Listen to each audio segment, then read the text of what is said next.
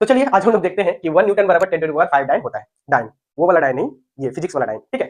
1 Newton बराबर क्या होता है, 10 टू द पावर 5 डाइन होता है। तो इसको दिखाने के लिए सबसे पहले कि हम लोग ये जो न्यूटन है फोर्स का ऐसा यूनिट है और डाइन जो है फोर्स का सीजीएस यूनिट है। तो सबसे पहले हम लोग क्या निकालते हैं, ऐसा यूनिट निकालते हैं। तो ऐसा यूनिट निकालने के लिए हम लोग क्या चाहिए, फार्मूला चाहिए। तो फोर्स का फार्मूला क्या होता है, मास इनटू एक्सीलरेशन, ठीक है। तो मास का ऐसा यूनिट क्या हो जाएगा, केजी, और एक्सीलरेशन का क्या हो जाएगा, मीटर पर सेकंड स्क्वायर।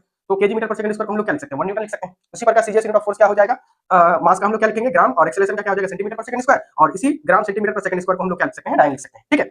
अगर मैं इस 1 न्यूटन को देखूं तो हम लोग क्या लिख सकते हैं, 1 न्यूटन को हम लोग केजी मीटर पर सेकंड स्क्वायर लिख सकते हैं, ठीक। और इस केजी को अगर मैं ग्राम में कन्वर्ट करूं तो कितना हो जाएगा, 1000 ग्राम हो जाएगा।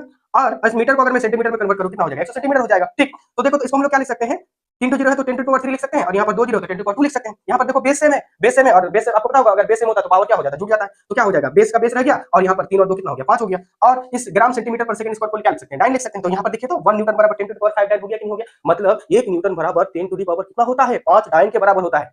आप लोग यहाँ पर केवल फिजिक्स वाले डाइन को रखेंगे, कोई और वाला डाइन को नहीं रखेंगे, ठीक है। अगर 1 डाइन का वैल्यू निकालना चाहते हैं तो कितना हो जाएगा, ये पलट जाएगा तो कितना हो जाएगा, 10 टू द पावर -5 न्यूटन हो जाएगा, ठीक है।